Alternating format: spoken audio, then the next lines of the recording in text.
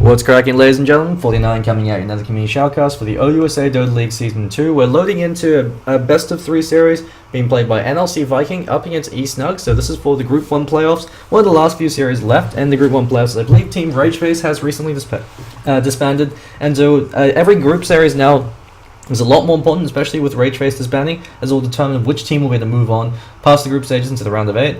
And so NLC, they were able to beat THO yesterday, although the third game is in dispute, so we will be having a remake for game number 3, as I believe NLC did use an illegal stand-in, so we will be remaking game number 3. But first ban, immediately a Tinker ban coming up from NLC, so they've been doing their homework. Even though they're on the Radiant side, you still don't want to play against Brightside New Zealand's Tinker, as he was able to show that off at game number 1 up against THO, where he was able to single-handedly destroy the opposition up in THO. They were able to perform better in these early fights, but they didn't shut down the Tinker.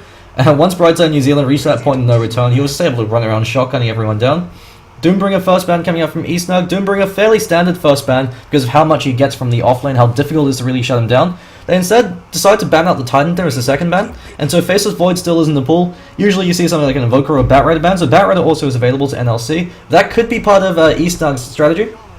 Shadow Shaman, first pick coming in from NLC, probably going to be ghost playing him. Shadow Shaman, a very powerful hero in the strategic sense, and even Shadow Shaman isn't really effective in the laning stage. Just with the Mass Serpent Wards, you provide a massive amount of pushing power. And so NLC, their last draft up against THO, utilized that triple tanky core lineup, where they relied on the tank ability of the 3 cores. They had the Chaos Knight, the Doombringer, as well as, I believe it was the Dragon Knight mid, and with the Shadow Shaman, we could just slow siege down towers. Sand King and Tiny being picked up by eSnug. And so we're going to be seeing a 1-position Tiny going to be played either by Brightside New Zealand himself or by Captain Taichu. Captain Taichu seems to alternate between playing carry or playing the offlane, but we could be seeing it over on Tiggle Biddies or Spooky Scary Skeleton. Spooky Scary Skeleton used to be the, I believe he used to be the offlane player, but Captain Taichu has sort of phased him out a bit. But Sand King pickup, so no Bat Raider yet, no Faceless Void, even though the Titan was banned out. So usually when you choose not to ban out a hero like a Titan and let the Bat Raiders through the draft, it's indicative you wanted to pick him up. But that being said, Bat Raider as well has been fairly nerfed. Earthshaker being picked up, so NLC so far sticking to the exact same draft they used up against THO in game number 3. So it's going to be Gregor, their captain, going to be playing that. Second banning stage, so it will be interesting to see what NLC decide to ban out next.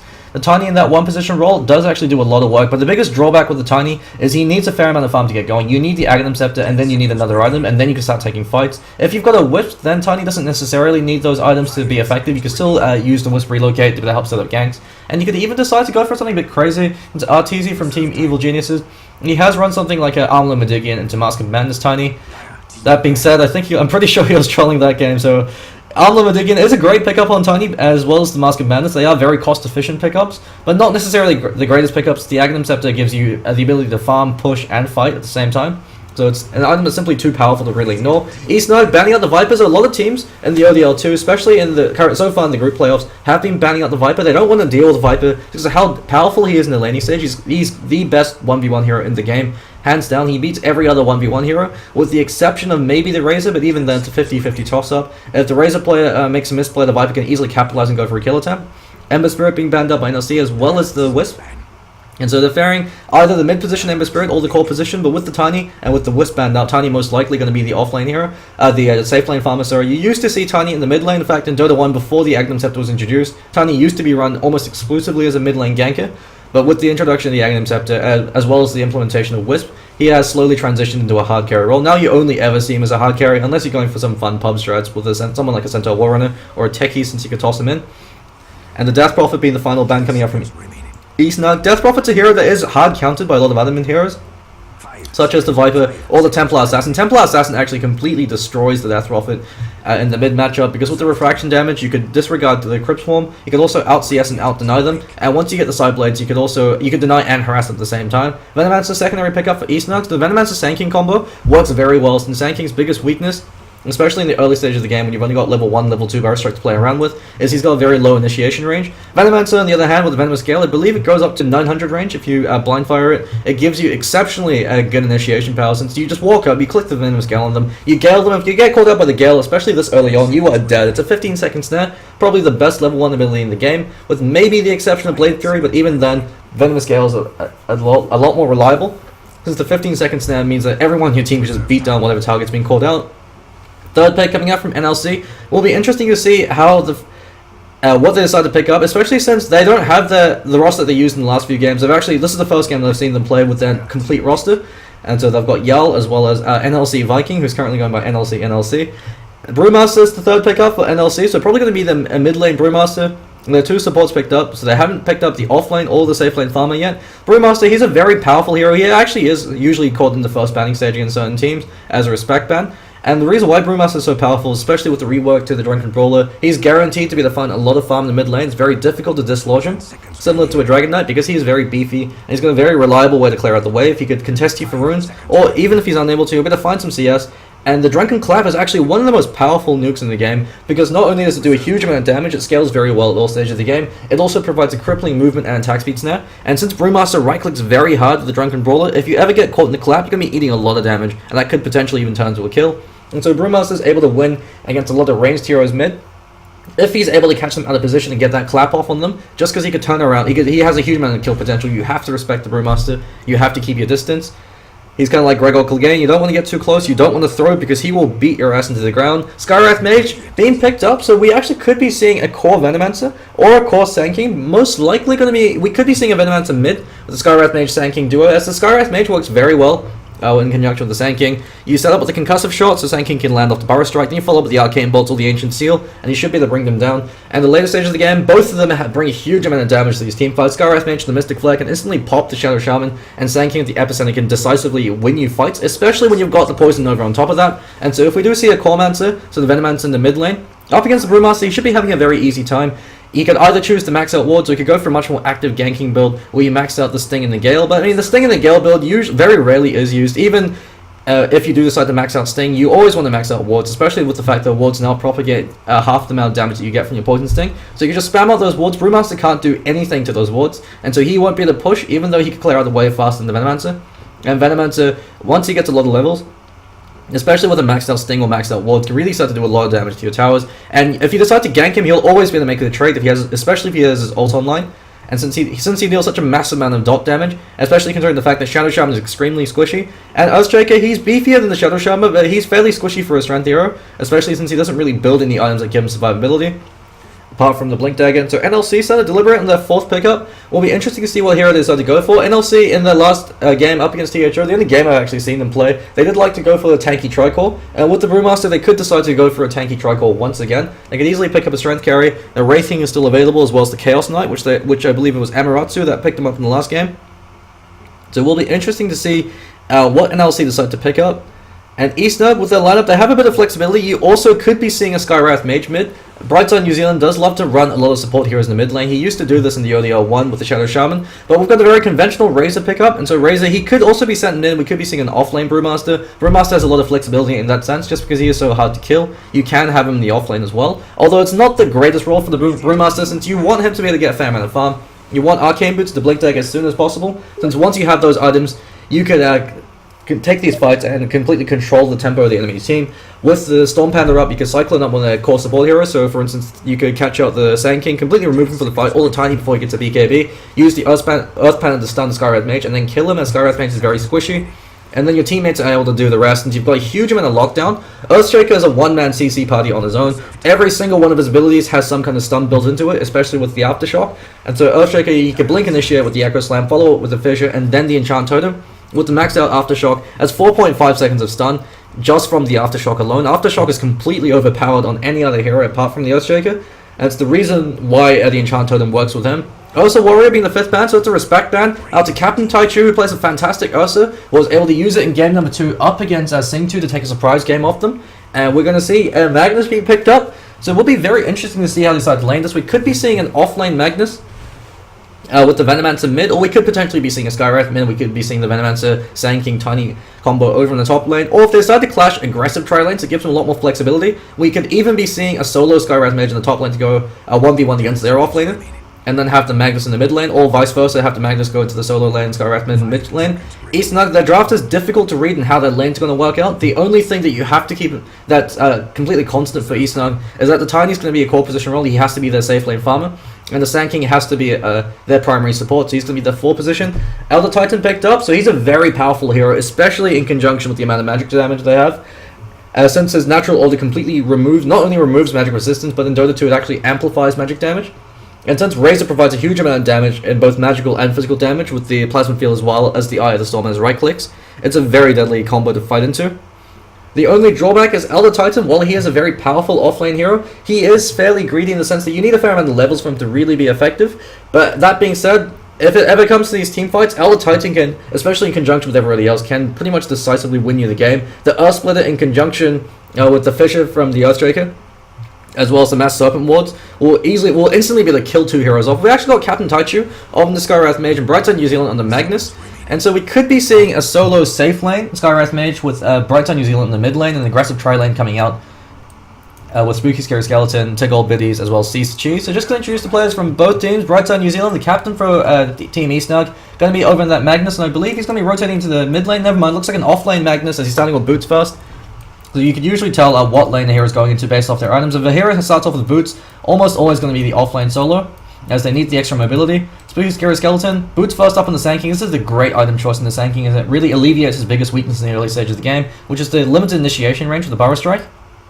Tig Old Biddy is going to be the one position as Tiny, something with a Stealth Shield, so good recognition coming out from him, as Tiny's got 0 base armor, and he does right-click very hard, so he doesn't necessarily need a Quelling Blade. Venomancer, Gale already up on him. No sentries though. That's the drawback of when you run a greedy support, such as the Shadow Shaman or Sand King that you want to start off with boots, is you don't have the option of being able to pick up sentries or a smoke. Razor going to be played by NLC Yal, so he actually has the Immortal set for the Razor. He's going to be running into the safe lane. Wraithband up on him. He wants to get as much farm as possible. You can usually tell if it's going to be a safe lane Razor or if it's going to be a mid Razor based off their items. If they're going for a safe lane, or if they're going to be in the lane with another hero, with multiple heroes, and you see them build stats, otherwise you see them start with the boots if they're going to be in that solo lane to get that link off. Shadow Shaman actually choosing to start with the Magic Stick first.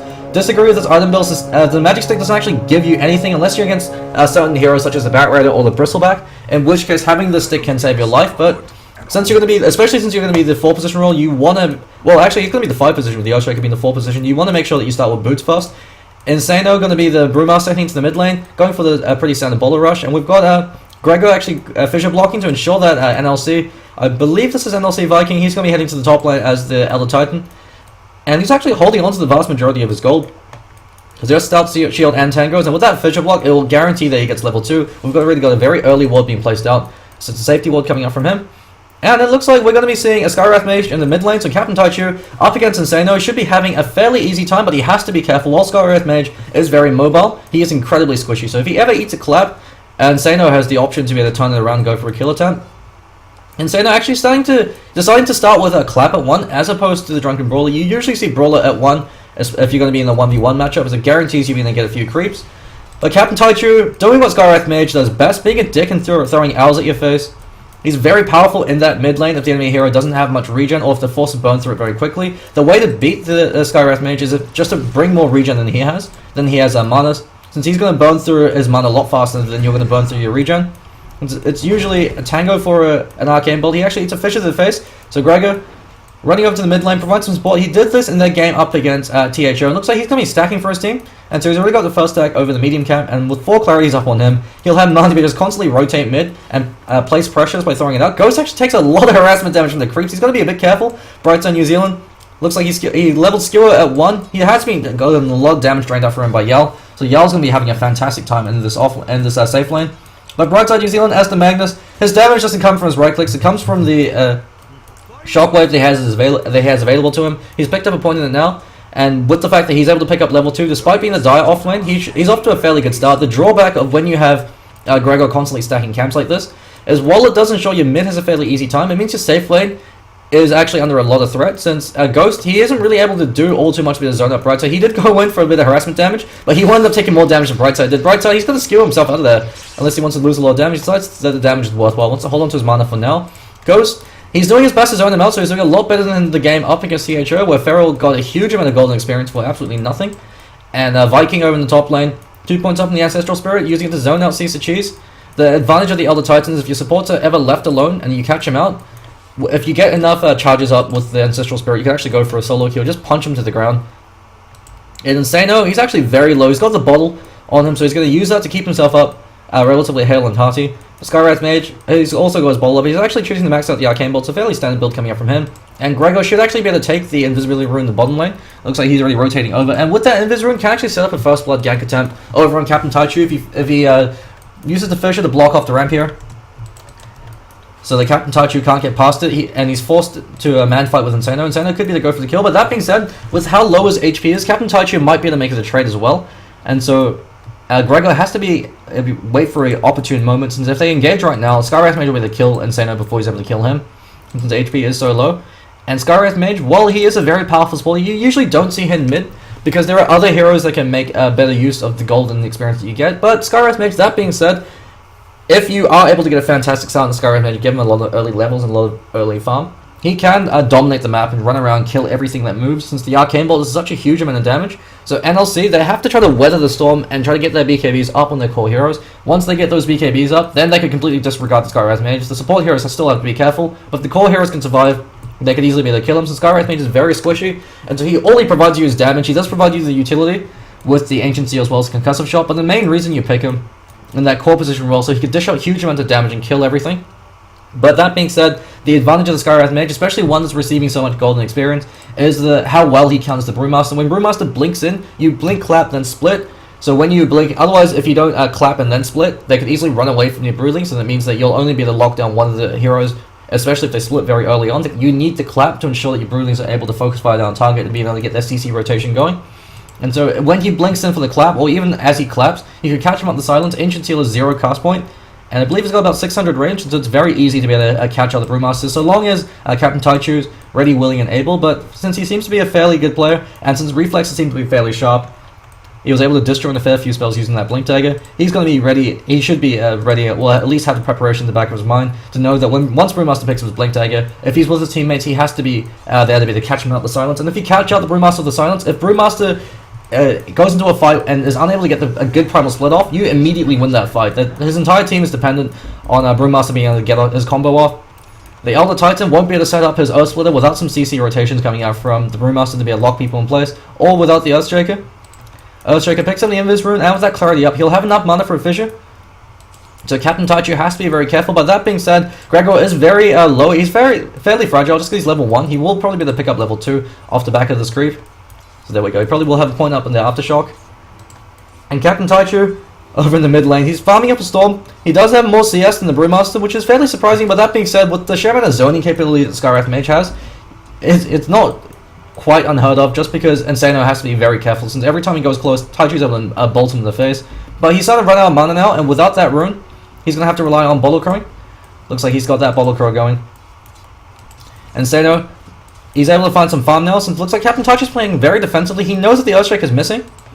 And it looks like Shadow Shaman's also joined into the fun. Ghost is there, but he doesn't have smoke, so it's a very obvious rotation coming out, as Yal's suddenly left on his own. But the advantage of having the Razor up against the Magnus is you can leave him alone. Magnus can't do anything against the solo Razor, at least with the golden experience advantage in Razor's favor. Because he's got the 2 points up in the static link. Every time Brightside New Zealand runs too close to the creep wave, get a good link off and he's forced back. You say thanks for the damage, and you should be able to farm up the Storm. Elder Titan's actually been having a fairly easy offlane, despite especially considering the fact that he's on the Radiant offlane. Was able to leech a fair amount of EXP. Looks like it's a triple stack over in the safety camp. Being pulled back. Spooky Scary Skeleton, only level 1. Still hasn't actually been playing very aggressive. Both the supports are still level 1 compared to Shadow Shaman was level 3. So while Ghost hasn't really been able to zone up Brightside New Zealand too effectively, he's at least been able to sap enough passive EXP that unless of any action happens, the NLC do have the advantage with the fact that the supports are keeping up in terms of experience. When you see the Sand King, usually once he picks up level 2, level 3, you can start stacking up camps and clearing him out the Sandstorm, if you do want to play him that greedy way. And Sanyo actually catches him out with the clap, and Taichu should be taking a fall. He's actually locked in place, forced to use the Mystic Flare, trying to get a retaliatory kill, turns around Insano. Actually, Insano doesn't have boots, he does have boots, but Taichu is faster, and Taichu actually should be able to get first blood if he's not too careful. Throws a concussive shot reactively to NLC Gregor. Bottles up the double damage rune, and you with the Mystic Flare in exchange for not getting killed. It's a pretty fair trade. Brewmaster's level 5. So Captain Taichu having the golden EXP advantage, really saving his bacon there. And Mystic Flare is such a low cooldown, it's not really too bad of a deal. He actually could have turned it around for a kill attempt if Gregor wasn't there to eat up that concussive shot. And so good plays coming out from Captain Taichu. And Gregor, that's wasting a lot of his time, but he's sitting there in the mid lane to constantly threaten and pressure the Skywrath Mage. Over in the bot lane, looks like our Brighton New Zealand's been zoned up fairly effectively by Yal, and so the advantage of the Razor as a safe lane farmer is your supports can leave him alone if he's against the offlaner. Once he gets a few levels, you can leave him alone and he should be able to dominate the lane. Looks like Razor's actually choosing to max out Static Link as his first ability. The support, for pro players, you usually see the 4-2-1 build, and 2 is the critical point for the Static Link, since the mana cost for Static Link goes up by a fair amount, whereas the cost for Plasma Field stays exactly the same. And Plasma Field hurts like hell, 370 magic damage if you catch him out with a max range Plasma Field. It's probably one of the highest damaging AoE nukes in the game. And the fact that because it has such a massive AoE and such a wide AoE, you're very likely to be able to hit 3-4 members of the team. And if you're able to catch out their backline, that drops half their life off the bat. So that's the reason why you usually see the Plasma Field maxed out. 3 points in the Static Link. That being said, it's not too bad to max out the Static Link. It does give you a huge increase in damage. But the drawback to it is it doesn't give you the burst damage, which is what you really need for a Razor, especially in the early stages of the game when you are fairly squishy. We've got another pause coming out from NLC, as Ghost looks like he's pausing this time. Could be having internet issues on their ends, but Take Old Biddies over in the top lane. He's actually got a fantastic amount of farm. 30 for 7. Up against the 25 for 11 on the Razor. Razor does have more denies, but because Yal constantly has to focus on denies and and zone out the offlaner. Whereas it looks like Take Old Biddies just prioritizing CS over denies, so he's got more farm at the same time, so does Elder Titan. Magnus, level 4, and he's almost got level 5, up against almost level 6 Elder Titan. Probably won't be going for a point over in the Earth Splitter. You usually don't go for an early point in the Earth Splitter unless you've got a reliable way to set it up. In this case, you do have the Shackles and the Fissure, so he might be opting for an early point if he thinks that they're going to be fighting fairly early on. But otherwise, you usually choose to max out the Ancestral Spirit as well as the Natural Order. Looks like we've got another series on tomorrow, so 8 o'clock. Sing 2 get Terrors of Old, and I believe Weed Unit might be playing 5IP fairly soon. It might actually be after this series, I'll just have to double check. I'll have to message Paddy. He just lives just up the road from me, so hopefully, I believe, yeah, Mule was telling me that they might be having a game up against Weed Unit, so Kai's team up against Brothers. I'm just going to take a quick look at the golden EXP graph. Looks like they were having some ping issues. Only 300 gold leads. That's just due to superior efficiency in last hits. And about 500 EXP lead in their favor. So it looks like eSnug, they've got the gold lead, but the EXP lead is going in favor of NLC. So it's just due to the fact that supports are getting a lot more out of it. We've finally got the support rotation coming in. Spooky Scary Skeleton as well as Caesar Cheese. They're pinging out the Ancients. They know the Ancients have been stacked, so Greg was able to stack them up earlier. But Insano, he does have the Primal Split available. So unless Captain Taichu is able to get a perfect Ancient Seal off, he'll be able to split, and if he splits, he can at least turn around for a kill attempt. He can actually turn around and go for a kill on Caesar Cheese. Especially if support's able to rotate him. McGregor, he's constantly hanging around the mid lane. He's been playing a very macro-heavy Earthstriker by stacking up these camps, because you have a carry hero or core hero that can make good use of them, so Brewmaster can clear him out the clap in the game up against THO. Well, it looks like in the top lane, NLC, Viking could be taking the first blood. Spooky Scare Skeleton catches him out with a point-blank barrow strike. He uses a Sandstorm. Tickle Biddy throws him up to there, then avalanches to ensure he gets the superior CC time. Otherwise, it's avalanche into toss for superior damage. But the toss into avalanche also works because it provides you a lot more CC time. Spooky Scary Skeleton gets the first blood. He picks up Arcane Boot. 7 minutes in the game as a Sand King. He's a very, very happy Sand King. They're rotating to the mid lane as it looks like Captain Taichu. He's 85 from the split. When Sano's split wasn't enough, he's going to eat the Arcane Balls. Wants the Mystic Flare. Spooky Scary Skeleton catches him out the Barrow Strike and the Ancient Seal. And Sano should be taking a fall. And Captain Taichu, he does take a lot of damage from that clap. But he says, you come at the king, you best not miss. And his Mystic Flare sure as hell doesn't miss. Yell over in the bottom lane. It looks like he's on mech duty. So that's the reason why Razor is so powerful. And the current meta game is he's very powerful as a hero is because he's so goddamn versatile. He's a Swiss Army knife made of kinky lightning. You build the same items on him as you build on the Vipers. You build the mech into the Aghanim Scepter, maybe with a BKB somewhere in between. You can go for treads or phase boots. Treads is usually preferable, especially if you're going to be the mech carrier since you want to be tanky. But phase boots also works very well. It's also a matter of player preference. Some players like to play a lot more aggressively, like to go for the phase boots. Other players prefer to go for the treads because it gives you a lot more attack speed to help utilize the stolen damage you get from the Static Link. Brighton, New Zealand. Still doesn't have that reverse polarity. We'll be having it fairly soon. Ghost, he's down on his own map now, but he has to be very careful. It's Captain Taichu, he's pinging him out. He's TP'd in. And it looks like Brighton New Zealand's waiting in the wings. He doesn't have the reverse polarity. That's a bit unfortunate, but the shockwave damage might be enough. He's threatening them. He runs forward up to Yao. Yao gets Static Link off. He skills himself. Unfortunately, whips the skill. Now caught up into the shackles. Ghost, unfortunately, looks like the Mystic Flare is able to dodge the majority of it. And Yao turns around. He's got the Eye of the Storm up. Eye of the Storm, unfortunately, is hitting a creep. Didn't quite get the memo. Yao eats the Arcane Bolt to the face, but Captain Taichu eats that temporary purge. Good Fissure Block coming from Greg. Unfortunately, never mind. Catches him out on the wrong side. If he was a little bit further up, he would have called out Captain Taichu. That could have been the kill. But on the upside, he at least forces them back. And so we've got 4 heroes from NLC Vikings. The Vikings are grouping up to go for plundering over in the bottom lane. Brighton New Zealand's going to try to hold this. He's got reverse polarity up now. And Captain Taichu rotating to mid lane. Sano, he doesn't have his primal split. He's going to eat the concuss for sure. There's a Burrow Strike going to be flying up from him. Ancient Seal's going to land to ensure he can't escape. Arcane Bolt as well, and Sano should be taking a fall. He doesn't have the primal split to use it as escape. Dire side are fortifying their tier 1 over the off lane, but that Arcane Bolt should be enough to finish him off. And the Owl Poop finishes him off. Gregor runs in, but he doesn't have any mana. Scouts out Captain Taichu, but Taichu doesn't have any mana as well. 2 Arcane Boots are already up on eSnug. And looks like they are able to take the Dire off-lane tower. But the Dire off-lane tower is probably the off-lane tier 1 is the lowest priority tower in the game. It doesn't really provide you much map control. The advantage it gives you is it gives you another way to be able to access Ancients, since you can approach through there as opposed to having to approach through there. But that's really it. That really is fairly negligible. It's mostly for the golden flux that it gives you. We've got another pause as it looks like Elder Titan Vike is disconnected once again. And so NLC Viking has been having a huge amount of internet issues. So he mentioned that he was having about 500 ping. Looks like he's building towards the Urn of Shadows. Good pickup over in the Elder Titan, because all the Elder Titan has to do is stay alive. With the Ancestral Spirit as well as the Natural Order, so long as you're alive, you are contributing a huge increase in damage for your team, because the Natural Order is a completely broken spell. It completely strips the enemy hero of all their base armor, as well as amplifying magic damage. So it increases magic damage by 33%. And in Dota 2, compared to Dota, in Dota 1, all it meant was that you had 0 magic resistance, so spells could be treated effectively as pure damage. In Dota, unless you're a hero like a Meepo that has higher magic resistance. In Dota 2, it works the same way as negative armor, so once magic resistance goes to the negative, it actually amplifies damage. And because it's coded the same way as negative armor provides you a massive increase in damage. Just with negative 1 armor provides you a huge increase. So Elder Titan's Natural Order, in terms of full magic damage, causes a massive increase in magic damage compared to Dota 1.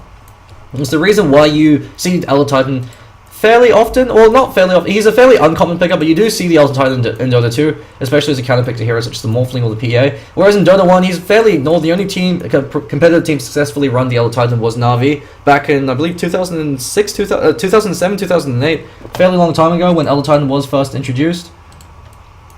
And so Tiny looks like he's got a magic stick up on him, he's farming up fairly well. He's been holding into his gold, looks like he's going straight towards the Aghanim Scepter, so no muss, no fuss, just going to be swinging that big old stick. And he's got CS advantage over on Jarl, but Jarl should be having the superior net worth, so he did get that tower gold. And so yeah, he's ahead by about 100. But in terms of net worth, Jarl's the only one that's actually doing well. The other two cores aren't really doing too well. Captain Taichu has actually been doing a fantastic job in the mid lane of zoning out Insano. Insano, as well as the NLC Viking, they have less net worth than Spooky Scary Skeleton. Spooky Scary Skeleton, 1/3 of the way over to his Blink Dagger. Once he picks that up, Sand becomes a lot more dangerous, because you could set up excellent 2-3-man Burrow Strikes. Burrow Strike is one of the best stuns in the game, because it's got a huge AoE. It's got about 150 to 200 AoE around where you actually Burrow Strike, so it's very easy to land 2-3-man Burrow Strikes, or even 4-5-man if they do clump up. And since Burrow Strike also repositions you and provides and acts as a disjoint, you can use it to keep yourself alive. Sand King's a very difficult hero to kill if you play him very well, especially once you have that Blink Dagger, since with the Sandstorm you can use it to temporarily disjoint spells, unless they have a Gem of True Sight or a Sentry Ward pre-placed. So he's actually fairly survivable as a support hero. And once the Epicenter comes online, Epicenter into Blink Burrow Strike is enough to win you a fight, especially in the early stages of the game. It's going to provide such a massive influx of damage. And against the relatively squishy support duo, the Earthshaker as well as the Shadow Shaman. And so the Shadow Shaman and the Earthshaker, they have about the same amount of HP, 663. They're fairly squishy. They're heroes that you want to stay alive. That's the difference.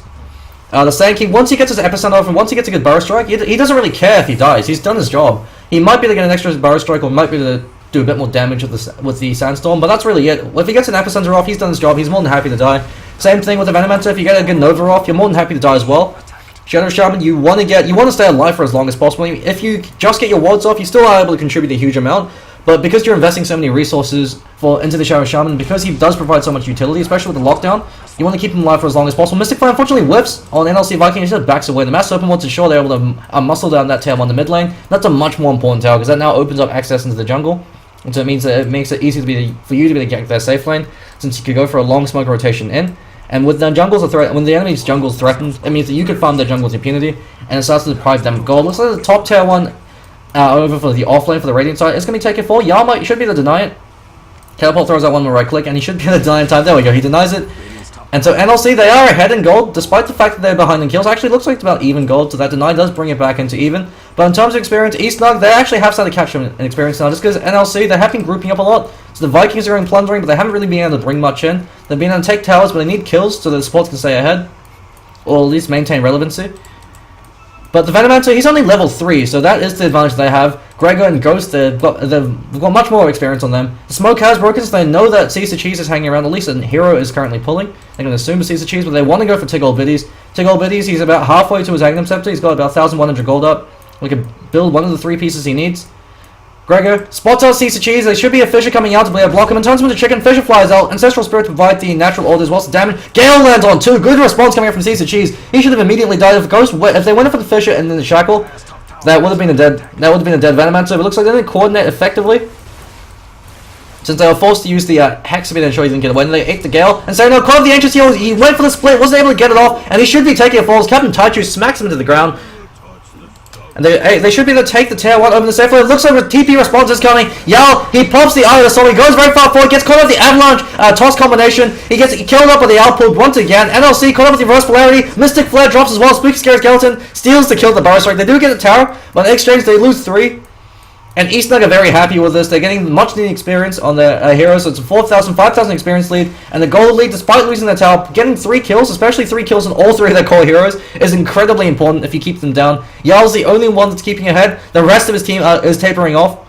And actually, it looks like the Sand King has more net worth than Insano. Insano, he needs his Blink Dagger. It looks like he's rushing it. So Desperation moves coming up from the Pandaren Brewmaster. When you go for this Desperation Blink Dagger, or if you want to rush a Blink Dagger as opposed to going Arcane into Blink, you always pick up a point in stats before you max out the Drunken Brawler. Just because it gives you a lot more mana to work with, since right now he's got about 50 mana left after he uses his entire combo. So if you happen to be called out without full mana, it's very difficult for you to execute your entire combo. That's the reason why Brewmaster is now seeing the competitive scene at all. It's the fact that Blink Dagger no longer costs any mana. It used to cost 75 mana per pop, and that meant that a hero like a Brewmaster couldn't rush a Blink Dagger because you wouldn't have any mana to be able to use your spells unless you went for a clap into stats. But now you have a lot more flexibility, and it's the reason why Batraider's last has been the mana cost has been increased by 75. It's the only way to balance him. And Sano blinks out, so he shows off his Blink Dagger. Spooky Scary Skeleton also has his Blink Dagger, so he was able to pick us up before the core mid player for the enemy team. Gregor, he wants to find a Blink Dagger of his own. Looks like he opted for an early point in the Enchant Totem. You usually don't see this. You want 2 points in the Aftershock before you go for any point in the Enchant Totem, because with only 1 point up in the Aftershock, you don't have enough surplus stun time to be able to land the Enchant Totem afterwards. Since Earthstrike has a cast point about 0.6, I think it might be 0.56, you need 2 points of the Aftershock to provide that 0.6 second stun to ensure that you can follow up with the Enchant Totem. Since 1 point Enchant Totem actually doesn't really give you anything, the only reason why you have Enchant Totem as an ability is to set up the Aftershock.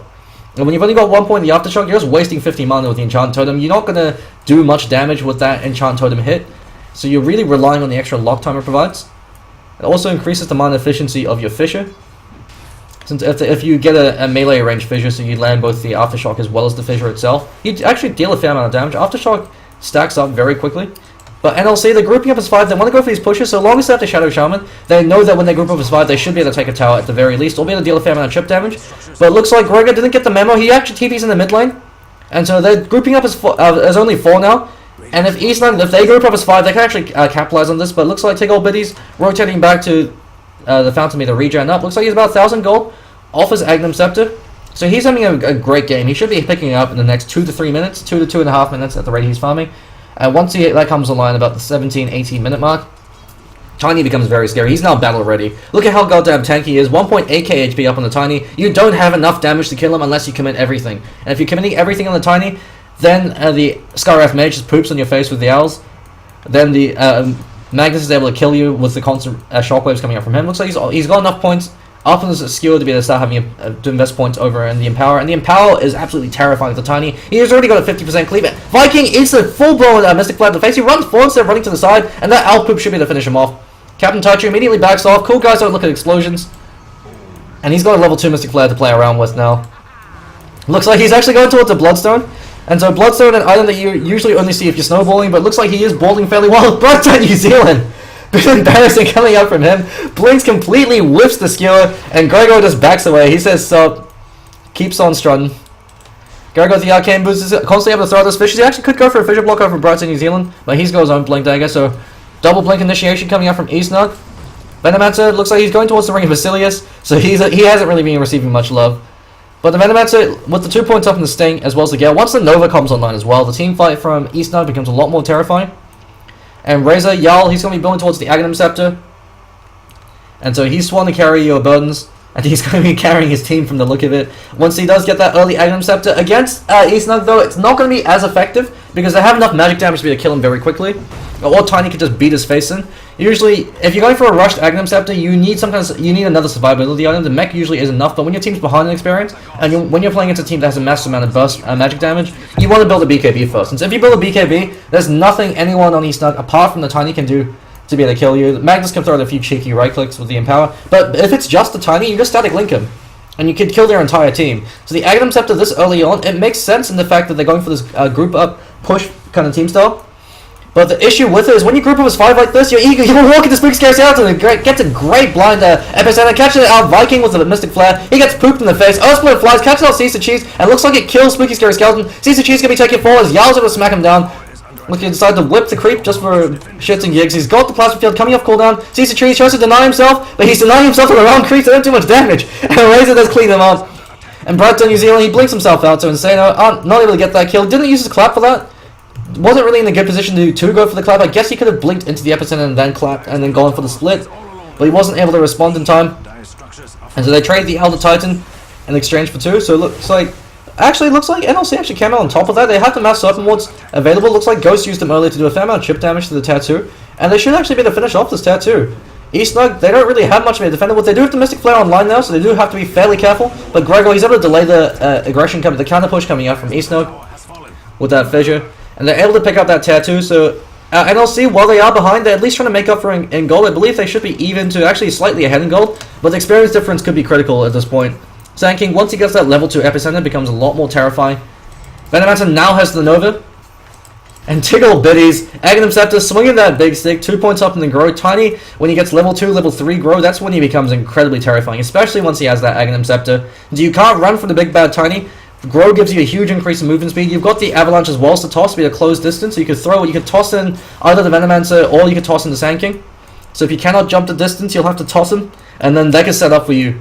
And the Ancient Stag, if they're not very careful, that Tickle Beast can clear that out very quickly. But the advantage of having a Tiny is he's similar to a Lycan. If you ever lose a fight to a Tiny with an Aghanim Scepter, or to a Lycanthrope, you can potentially lose the game. Insano, it actually looks like it's Viking, never mind. Captain Taichu almost went for a kill.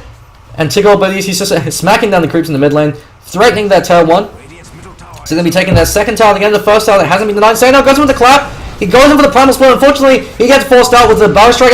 Great Earth Splitter lands on 2. Instantly kills Spooky Scary Skeleton. Tickle Buddies on the back line, and he's going to be killed off as well. Ether Shock cleans him out. Caesar Cheese has to be very careful. Where's the Windwalk coming up from the Storm Panda? There we go. That's the Windwalk. You should be able to set him up with the Cyclone.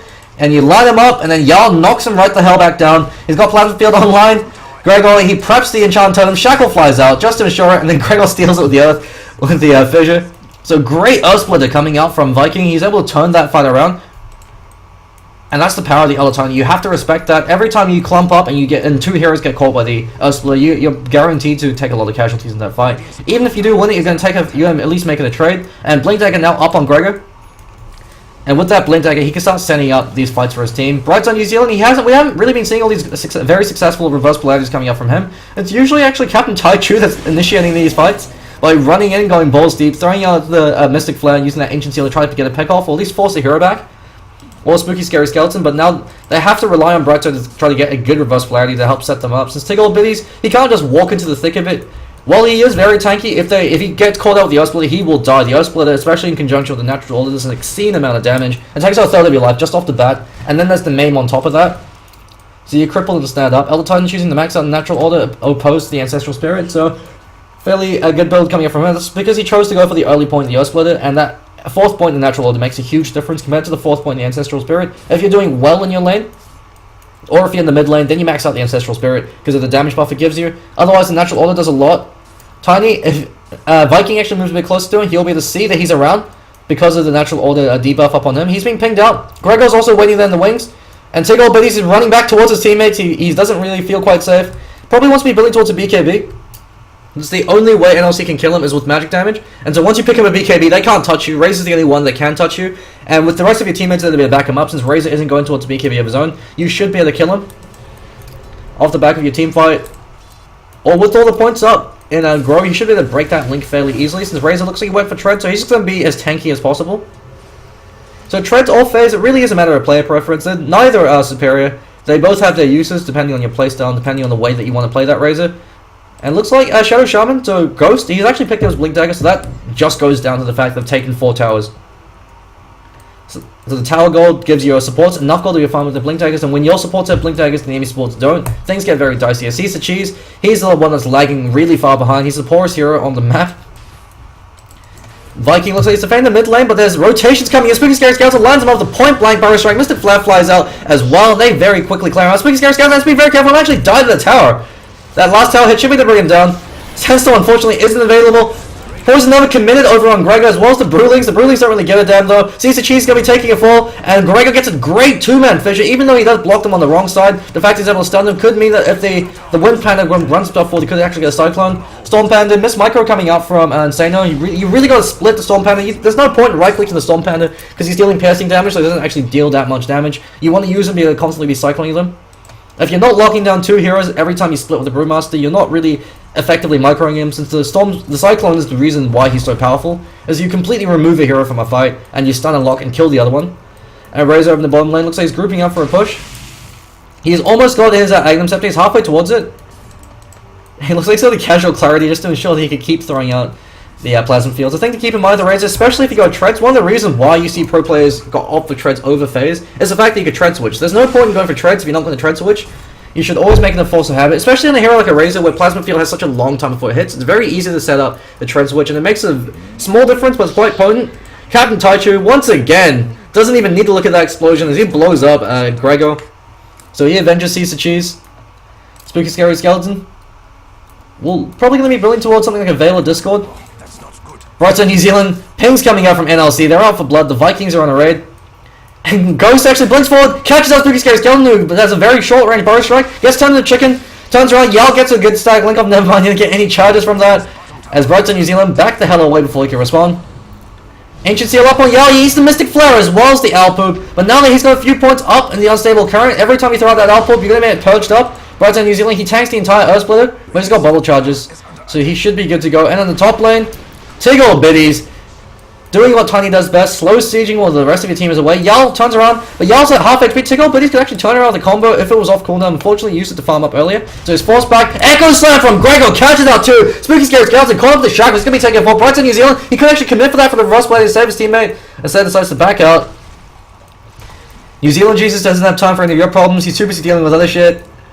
And he decides to just note the fuck out and TP's out. And that level has been committed to be able to take the tier 2 over in the bot lane. And eSnug, they're forced to respond to this.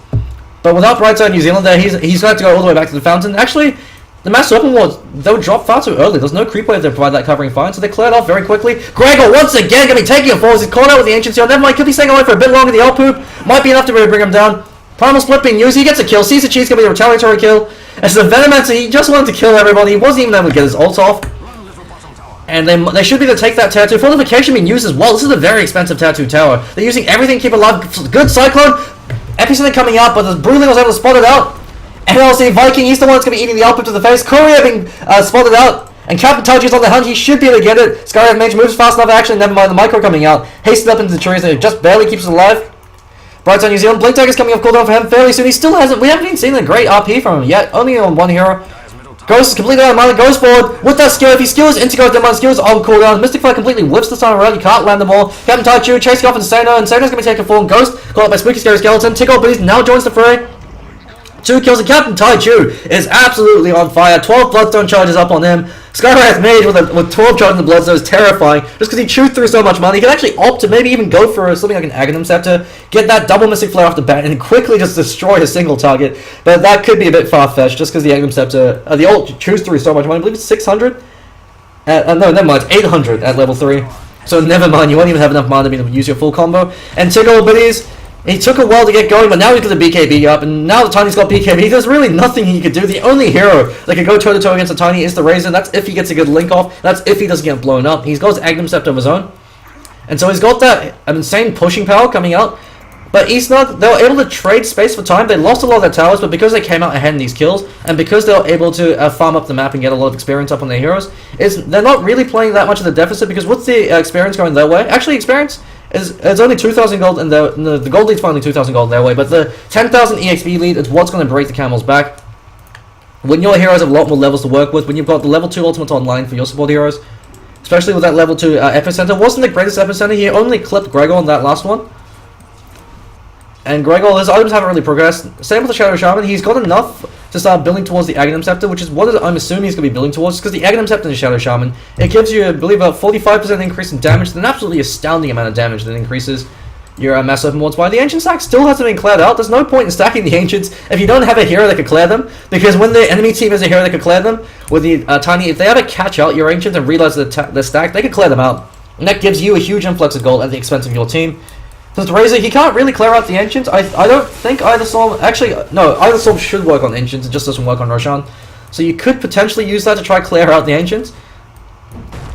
Gregor, unfortunately, didn't get a good Fissure block-off. This is the issue with the Earthshaker as an offensive hero. You have to get perfect Fissures every single time. But as a defensive hero, he works very well. Barrow Strike over on Yao as well as the Epicenter. Looks like Epicenter, never mind, wasn't committed. Yao, the Earth Splitter comes up from him. He catches out 3 with that fantastic Earth Splitter. Tigo, Biddy takes the fall 1, not even able to get his BKB off. Brighton, New Zealand, pops his Illusion Room and nopes the hell out of there. He's got that Blink Taker, so he should be okay for now. Captain Taichu, he's the priority target. He's a big old cash cannon that can smack open.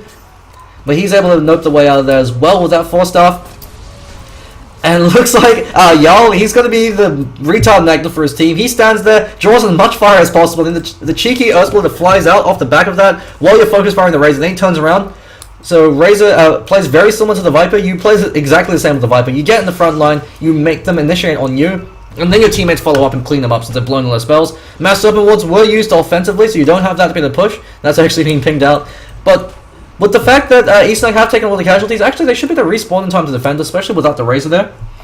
So if NLC keep going, they have to be very careful. All the ultimates are online for eSnug, and if you lose a fight as a Deathball lineup, things get very difficult, especially if you get completely wiped. Venomancer actually has a gem up, so he's going to be able to use that to deward. Venomancer is one of the best heroes to carry a gem on, because you don't have to commit your hero to be able to deward, you just drop the Plague Wards, and so it means that you're always able to cover the map. Venomancer is probably the hero that I recommend everyone who's learning to play Dota to play, because every time you move somewhere with your wards off cooldown, drop the ward in front of you, drop the ward to the side, make it impossible for them to gank you without you having vision. And you're able to delay pushes. NLC goes, blinks forward, catches out Spooky Scary Skeleton, Mystic Flare drops and kills the Shadow Shaman. Spooky Scary Skeleton is actually caught up with the Aftershock, so this will be stunned out of his standstorm. Actually gets a good 2-man Barrow Strike. They turn around the Avalanche, catches out 3. Take all Biddies, joins the fray. He's going to be sacking Sano. Sano fleeing for his life. He should have been blink out. He went for Face was supposed to the Arcane. Yao gets a good link off over on Captain Taichu. Taichu's able to break it though. He's only able to get 1 charge. Reverse Blade lands on 2. There's the Reverse Blade we were asking for. Brighton, New Zealand, the hero Gotham needs. Avalanche flies out. Tickle Big should be a smackdown. Yao turns around, almost kills Brighton, New Zealand. But that's a 3 for 1 to Spooky Scary Skeleton. More than happy to throw his life away for that. Unfortunately, wasn't able to get an Epicenter off. And if he got the Epicenter off, look how low the Brewmaster as well as the Earthshaker were. That's without the Poison Nova or without the Epicenter. So just off the back of the reverse polarity, as well as that great 3-man Avalanche, Tiggle Biddy's able to swing that big stick and cleave his way to victory. And with the heroes down, they should be able to do a lot of chip damage over the Tattoo. I don't think they could take it, because, never mind, the tower is actually very low. Unless they commit the Mass Serpent Wards, they should be able to take it. But we've already got sport rotations as Brighton, New Zealand rotates over to the bottom lane. He's going to be farming up a Storm. Looks like he's going towards the Shiva's Guard. He could also be going towards the Sheep Stick. Either or would be a good pickup, especially since Razor doesn't have a BKB yet. So if you can control and lock down the Razor, or if you can control and lock down the Brewmaster, you can win these fights. The Shiva's Guard, also a great pickup on the Magnus, since you're going to be catching out 2 to 3 heroes on average with the reverse polarity. So that on top with the Shiva's Guard damage and the Shockwave actually gives you a fair amount. Gregor spots out Captain Taichu, but he says, who's swatting out who? He turns around the Mystic Flare and blows him up. The Mystic Flare, especially if you're able to get the level 3 ultimate up that early, because it's enough to kill Earthshaker just on its own. The Ancient Seal and the Owl Poop, it's just there to ensure he doesn't get away and kill him a bit faster. Brighton, New Zealand spots up that Invisibility Rune. He's got that up. He hasn't died at all, despite the amount of pressure he's received on the bottom lane. So good plays coming out from Brighton, New Zealand. He hasn't had the greatest reverse polarities, but he's at least been able to consistently stay on top of his farm. And Tiny looks like he's building towards the Assault Cuirass. Great pickup on the Tiny, since with that BKB and with the craggy exterior, he's very hard to kill with right clicks. And he's very hard to kill. You can't nuke him down, you can't right click him down. So once the Assault Cuirass comes online, you really can't do anything with a Tiny. And it actually gives you a fairly huge increase in damage, since Tiny has very low attack speed. and the negative armor works very well to cleave, since cleave damage is calculated off the first target you hit. And so with the negative armor coming up from the AC, if you hit, for instance, Shadow Shaman, who's got very low armor, so with the AC, negative 2 armor, you're actually dealing a massive amount of amplified damage over the enemy teammates, especially with the reverse polarity. We haven't even been talking about the reverse polarity on the Tiny on top of the Aghanim Scepter, so that's 100% cleave coming up from him, since it's 50% with the Aghanim Scepter and 50% with the reverse polarity, so 100% damage he's dealing out. So 300 damage to your entire team if you get a good RP off. Tiny's much more reliable than the Sven in that regard. And Sven, that's the reason why people pick up Sven with the Magnus, so you have that double cleave combo. But Tiny, much more reliable, much harder to carry, doesn't need as much farm to be as effective as a Sven, so you have less moving pieces in that puzzle. Goes caught up, Mystic Flame gets torn to pieces. Spooky Scary Skeleton sitting there in the standstorm, just whistling Dixie, playing some Darude. Yao spotting him out. His items haven't progressed at all. He needs to BKB now, especially with that Mystic Flare.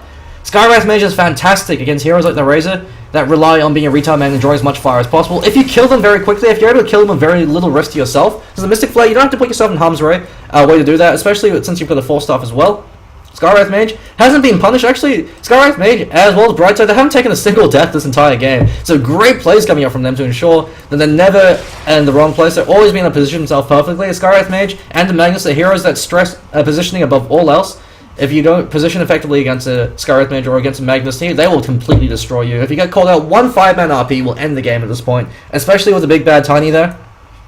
We're going to take a quick look at the golden experience graph. Looks like 5,000 gold lead in favor of eSnug. So they've finally caught up in terms of gold, and 15,000 EXP lead. And that difference is continuing to grow and grow. So they're able to climb up that mountain. We've got a little peak happening. We're starting to go back down now. Mystic Flare unfortunately whiffs over on Yao. But Captain Taichu, he doesn't really care. It's a 20-second cooldown. It looks like he is going for that Aghanim Scepter. So we're going to see some bad mana plays coming up from the Skywrath Mage, just so he can exert his presence with a double Skywrath Mage, with the double Mystic Flare. Would have maybe preferred to see something like a Roda Aoi to ensure they could set up that Mystic Flare. And it's also a very cost-efficient item on the Skywrath Mage, since it gives you everything you need. It gives you HP to your squishy hero. It gives you the intelligence to amplify the damage of your Arcane Bolt, as your Arcane Bolt actually is a fairly damaging spell. It scales very well. I believe it's 120 damage off the bat, plus 1.6 of your int. So at the moment, dealing about 280 magic damage every 2 seconds. Not too shabby, especially considering the fact that it's going to be amplified by the Ancient Seal, and you've got the Mystic Flare on top of that, so it ensures that you're able to very quickly kill a target. Sand King looks like he could be going towards a BKB. BKB would actually be a great pickup on the Sand King, since it means that he doesn't have to fare the Brewmaster. Brewmaster and Skywrath Mage, they're very similar in the sense that once the enemy team starts picking up BKBs, you become very irrelevant. If the cores are able to pick up BKBs, Brewmaster becomes completely useless. That's why you have to end the game or breach high ground 35 minutes. And it looks like we're going to be a bit late for that NLC. 34 minutes in the game, have been unable to break high ground. They were able to take a lot of towers. They were able to take 4 towers in the early stage of the game. But ever since then, because the EXP lead is so huge, they can't group up as 5 anymore. Every time they group up as 5, eSnug are able to wipe them. Yao, he's going to be slow sieging up in the front line. Ghost decides to run up as well to commit the Mass Serpent Wards. They're really committing a lot of resources for this. Ancestral Spirit spots out the entire team from eSnug. Apart from Spooky Scary Skeleton, who's waiting in the wings. So they're grouping up for this Brightside New Zealand. He doesn't even have to get a 1-man RP. Looks like Epicenter committed just over on Yao. There's no Mystic Flare to follow this up. Earthsplitter completely whiffs. And it looks like Spooky Scary Skeleton actually takes the fall. Ticklebeast throws up Yao into the air. Pops his BKB. Mystic Flare unfortunately whiffs, but that Alba poop should be enough to finish him off. Echo Slam lands, then the reverse polarity. Ghost takes the fall. He turns around to Shackle. But Ticklebeast smacks him down with a double kill. And Captain Taichu is absolutely godlike. Viking fleeing for his life. Alpoop comes up as well. Cast Charm. Taichu should be able to clean him up on his own. The Alpoop doing a lot of work. Somebody call a Hedwig. Uses the Echo Slam to buy himself enough time, but he gets blown up before he's able to do so.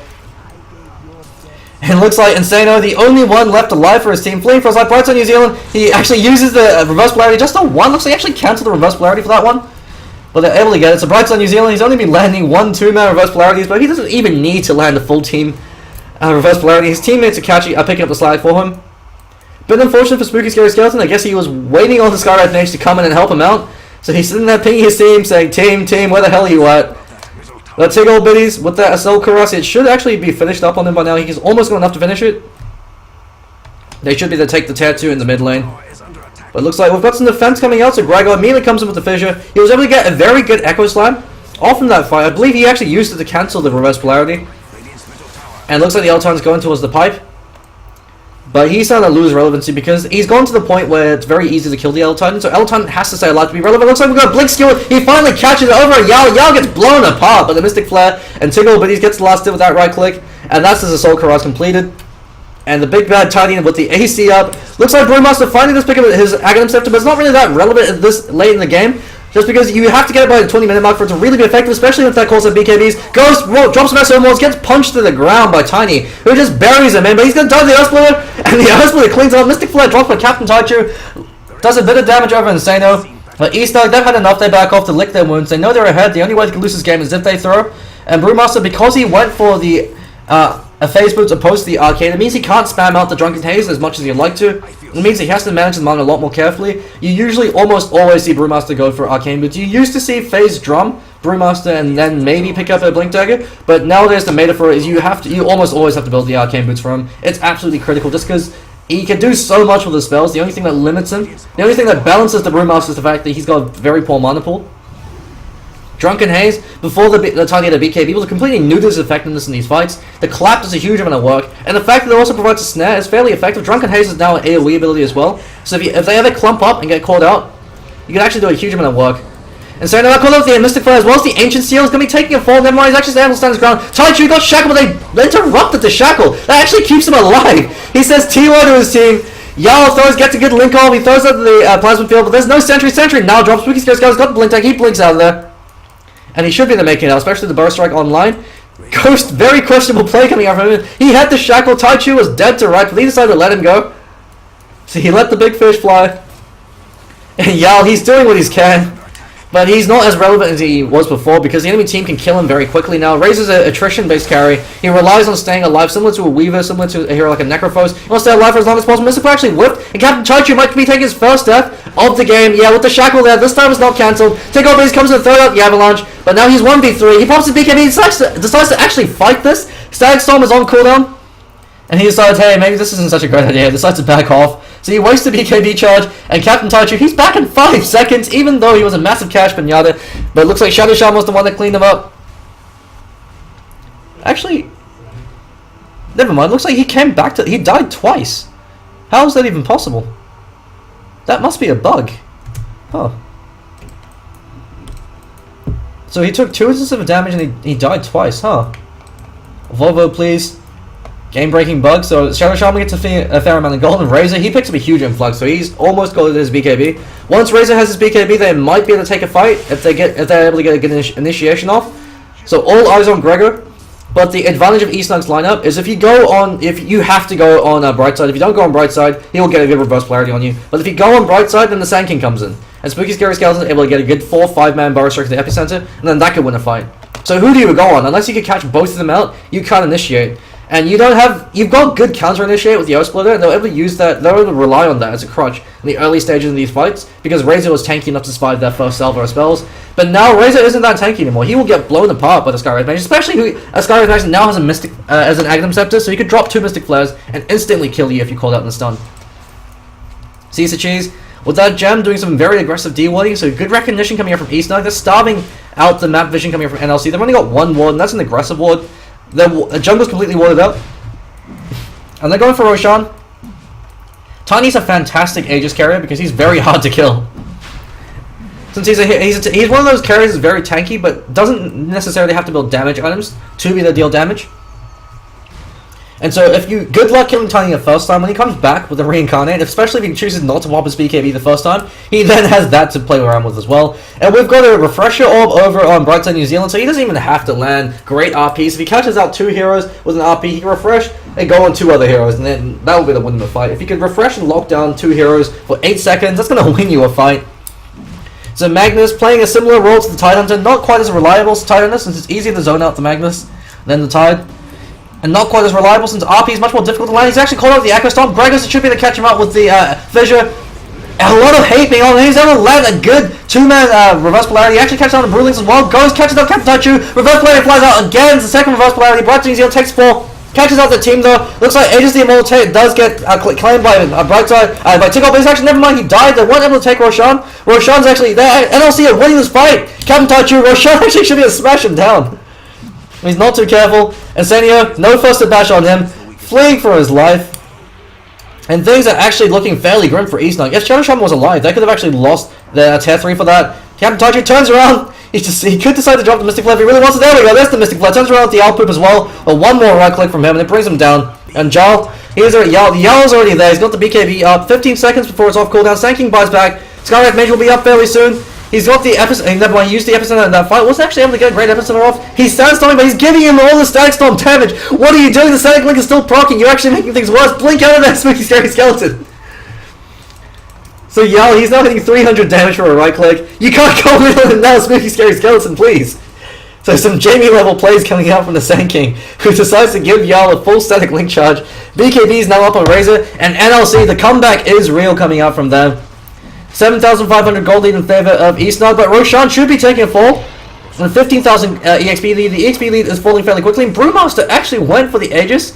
I disagree with this. You really want it on Yarl. Razor is a very good Aegis carrier because the Eye of the Storm persists through Aegis. Static Link doesn't, but the Eye of the Storm does. And that's the critical factor since the Aghanim Scepter Eye of the Storm is very, very powerful. If you're hitting a single target, -3 armor per second, so not even including the damage.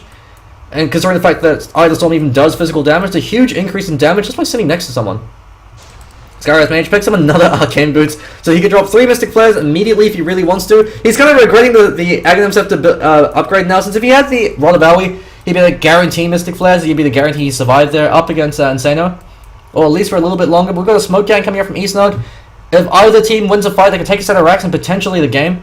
And so the pressure is on. You have to have buyback, you can't afford to be out of position. And it's up to whichever team can catch out the other one. Although that being said, eSnug, they do have the superior sieging lineup because they've got better initiation. And Ghost looks like he's going to be the one called out of position. Lone man forward, Jon Snow, he's calling you. He gets called out with the Bow Strike. 3 Scare Skeleton, Sandstorming, Mystic Flare drops, catches out on Gregor as well as Ghost. Poison Nova dropped as well. Gregor so much hit, another Mystic Flare to clean him up. Clap into the Primal Split. Spooky Scare Skeleton going to be the focus fire target, never mind. Telling Captain Taichu, he's very tanky though. Might be staying alive for a little bit longer. Cyclone now up, so very late on the Cyclone. He's able to get it off nonetheless. Shiva's Guard up and Tickle Biddies, he's going to Pound Town. Radiant's Courier's been killed off in the backline. Earthsplitter flies out, actually catches out one. Never mind, the Cyclone keeps him alive. He's praising his stars that Cyclone latched. And Tickle Biddies, he's very happy with this. eSnug, they have a window of opportunity to take the Tier 3 tower, or at least deal a bit of chip damage. Tiny just has to be on the front line, smack the tower, while the rest of the team hangs out in the rear. Looks like he's building towards the Manta Style. Great pickup on the Tiny. He could have either gone for the Manta Style, or he could have gone towards the Daedalus. Manta Style works very well on the Tiny because it means you can't run away from him. The movement speed that provides as well as the attack speed gives you about, not quite as much damage to Daedalus, but it gives you a fairly reasonable amount, and also gives you a lot more pushing power. Daedalus gives you a lot more low what the fuck damage with the crit. Spooky Scare Skeleton catches on Insano with the crit. He's going to eat the Echo Stomp to the face, so that actually could be enough to kill him. Insano eats the Mystic Flare. That Mystic Flare should be enough. Never mind, just barely. The Shiva's Guard. Winter is coming as well as the Arcane Ball. That blows the Aegis. Fisher comes out. Looks like Spooky Scare Skeleton was able to get out there in time. Brightside New Zealand skewers out, and NLC, the Hunter's on. They decide to go in for a pick-off. Sees the cheese. He's running off to the side. He doesn't have a TP. Drops a ward. Hashtag support life. Sees the cheese. A lot of credit being going to him. He's been doing everything he can with the minimal amount of resources at his disposal. And he's backing off now. 4 staff up on him. You have to build 4 staffs up against Razor to be able to ensure that you can break the link. If every time Razor gets a full 8-second link, Half-Life 3 gets delayed because you're going to lose that fight. Especially in the early to mid stages of the game. The late game, not as much, because you usually have enough damage to kill the Razor, but now that Razor has a BKB, the Static Link can make or break a fight if he's able to get a good one over on the Tiny. And so these 4 staffs help out a lot. Yasha now up on the Tiny, so he's very, very fast. And he's got a BKB online, it's only 6 seconds, so not as strong as it used to be. But 6 seconds could make or break a fight, especially if you can get a good reverse polarity, since when you group up to be able to push, Brightside New Zealand comes in from the side. Master Weapon what's been dropped with Ghost. He goes in for the Mystic Flare. He goes in for the Master Weapon eats the Mystic Flare. Split up flies out. Unfortunately, it's going to miss. The Earthsplitter completely whiffs. Yarl pushes up with the Eye of the Storm to move that slow siege. He's going to farm up those wards now. Spooky Scary Skeleton hiding the side. Echo Stomp catches out Spooky Scary Tickle Biddies as well as Captain Taichu. Never mind, Captain Taichu's still there. Looks like CC Cheese was called out. Brightside New Zealand. He's got the reverse polarity. He goes in for the skewer. He uses the refresher orb earlier, so he's able to catch it out. And NLC, they're going to be taking a fall. And Zeno actually gets a kill in the backline. He gets 2. He's able to pick off Brightside. But that Bruising is being smacked to hell by Tickle Biddies. You can't flee from the Tiny. He uses the clap. This is the issue with the Aghanim Scepter upgrade on the Tiny. On the Brewmaster, it gives you 26-second Aghanim Scepter duration, but they could just kill your Broodlings in that time. Tiny can smack it down. He throws for it. Looks like he accidentally throws a creep. Spooky Scary Skeleton isn't there in time. But they're able to bring them down with the toss damage as well as the Mystic Flare. So Captain Taichu says, we don't need no CC where we're going. We're just going to blow you up instead.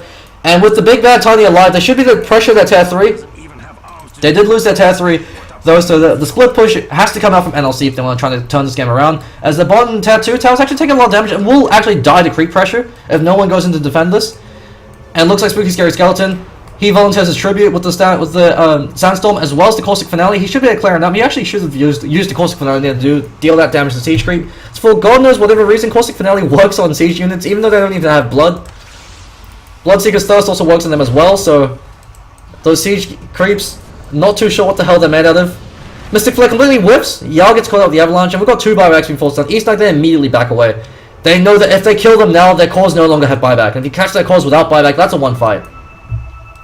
This Brewmaster pickup, Insano, wasn't as effective as I liked. He was shut down quite heavily by Captain Taichu over in the mid lane, and that actually turned out to be the critical factor. If Brewmaster was able to get a very timely blink, the death ball from NLC would have been enough to win him this game, but the NLC Viking, he tanked 2 Mystic Flares like they were nothing. And he almost dies, just barely able to keep himself alive with that pipe. And Captain Taichu being very sneaky, being very sneaky. His Skywrath Mage performance has been absolutely flawless this game. He has whiffed the occasional Mystic Flare, but other than that, he's been able to achieve a lot with the resources at his disposal. But unfortunately, he received that bug, so it turned out he died twice when he only should have died once. Not really too sure what happened. Maybe it was a bug with the Bloodstone because he had so many charges. Not really too sure what happened there.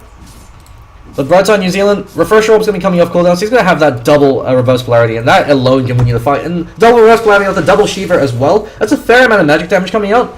So reverse polarity, it doesn't do too much damage, so it's about 800 magic damage just coming out from the reverse polarity and the Shiva's Guard. Then throw in the shockwaves, so the double shockwave, 1400 magic damage coming out potentially on your entire team if Brightside New Zealand's able to get an S4 level shockwave off. And then Tiggle Bitties comes in and starts swinging that stick. He's got the Manta style now, so he moves very fast, he hits very fast, and he hits incredibly hard. The slow siege is ridiculous with the timing. He just uses the Manta style and uses the means to catch him out. Brightside New Zealand's going to blink himself out now. He uses a skewer. Unfortunately, skewers back Yarl. Yarl's very happy to skewer him out. Turn to a chicken. Fisher comes up from Gregor. Brightside New Zealand's calling out position. He does have buyback, so it's not the end of the world if he dies, but he really doesn't want to expand that buyback. And NLC, they know it's now or never. They have to go for this Hail Mary push, and if they get it, they could win the game and take it from eSnug despite the massive gold lead in their favor. 11,000, almost 12,000 gold lead in their favor, as well as a 20,000 EXP lead. This could be an DK level throw up against LGD China. Magnus buys back, so he's not going to do a burning level play. The Blood and Mushi is strong on this one. Taichu, 15 charges up in that Bloodstone. If he dies, he'll be back to life very quickly. And NLC, they back off. Both teams, because the game has gone to the late game, and because both teams have a lineup that can push very quickly, they can't make a mistake. Because a team that makes a mistake that loses the game now. And this is what Arsdale talked about at TI1. They asked him after TI1, what the hell made you come up with that Death Ball strategy? And Death Ball is actually a strategy that comes back from TI1, when Na'Vi were the first team to really effectively implement it with the Viper, as well as the Enchantress, or the Chen. And Arsdale simply said, if the game goes late, the team that makes a mistake loses. Don't take that gamble. End the game in the early and mid game. Take all their towers. Take their tier 3 before they know how to respond. And then you've won the game. There's no point in dragging the game out. There's no point in waiting until it goes late.